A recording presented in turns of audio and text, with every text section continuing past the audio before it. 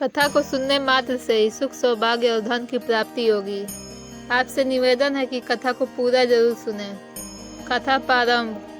करवा चौथ की पौराणिक कथा के अनुसार एक समय की बात है जब नीलगिरी पर्वत पर पांडव पुत्र अर्जुन तपस्या करने गए, तब किसी कारणवश उन्हें वहीं रुकना पड़ा। उन्हीं दिनों पांडवों पर गहरा संकट आ पड़ा। तब चिंतित व शोकाकुल द्रौपदी ने भगवान श्री कृष्ण का ध्यान किया तथा श्री कृष्ण के दर्शन होने पर पांडवों के कष्टों के निवारण हेतु उपाय पूछा। तब श्री कृष्ण बोले, हे द्रौपदी, मैं तुम्हारे चिंता एवं संकट का कारण जानता हूँ। उसके लिए तुम्हें एक उपाय करना होगा। जल्दी ही कार्तिक माह की कृष्ण चतुर्थी आने वाली है। उस दिन तुम पूरे मन से करवा चौथ का व्रत रखना। भगवान शिव, गणेश एवं पार्वती की उपासना करना। तुम्हारे सारे कष्ट दूर हो जाएंगे तथा सब कुछ ठीक हो जाएगा। कृष्ण की आज्ञा का पालन कर द्रौपदी ने वैसे ही करवा चौथ का व्रत किया। तब उसे शीघ्र ही अपने पति के दर्शन हुए और उसकी सारी चिंताएं दूर हो गईं। कथा नंबर 2। जब माँ पार्वती द्वारा भगवान शिव से पति की दीर्घायु एवं सुख संपत्ति की कामना की विधि पूछी, तब शिव ने करवा चौथ का व्रत रखने की कथा सुनाई थी। करवा चौथ का व्रत करने के लिए श्री कृष्ण ने द्रौपदी की निम्न कथा का उल्लेख किया था। पुराणों के अनुसार करवा नाम की एक पतिव्रता धोबिन अपने पति के साथ तुंगभद्र नदी के किनारे स्थित गांव में रहती थी। उसका पति बूढ़ा और निर्बल था।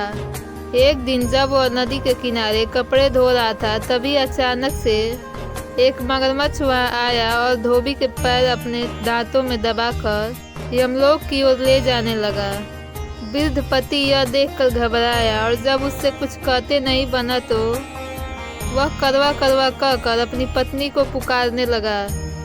पति की पुकार सुनकर धोबिन करवा वहां पहुंची तो मगरमच्छ उसके पति को यमलोक पहुंचाने ही वाला था। तब करवा ने मगरमच्छ को कच्चे धागे से बांध दिया और मगरमच्छ को लेकर यमराज के द्वार पहुंची।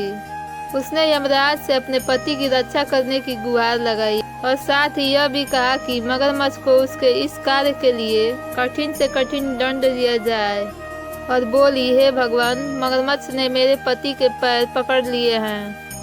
आप मगरमच्छ को इस अपराध के दंड स्वरूप नर्क भेज दीजिए। करवा की पुकार सुनकर यमराज ने कहा, अभी मगरमच्छ की आयु शेष है, इसलिए मैं इसे अभी नर्क नहीं भेज सकता। इस पर करवा ने कहा, अगर आपने मेरे पति को बचाने में मेरी सहायता नहीं की तो मैं आपको श्राप दूंगी और नष्ट कर दूंगी। करवा का साहस देखकर यमराज भी डर गए और मगरमच्छ को यमपुरी भेज दिया। साथ ही करवा के पति को दीर्घायु होने का वरदान दिया।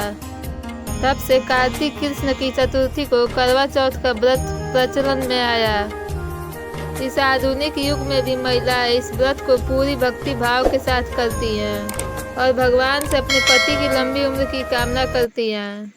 धन्यवाद।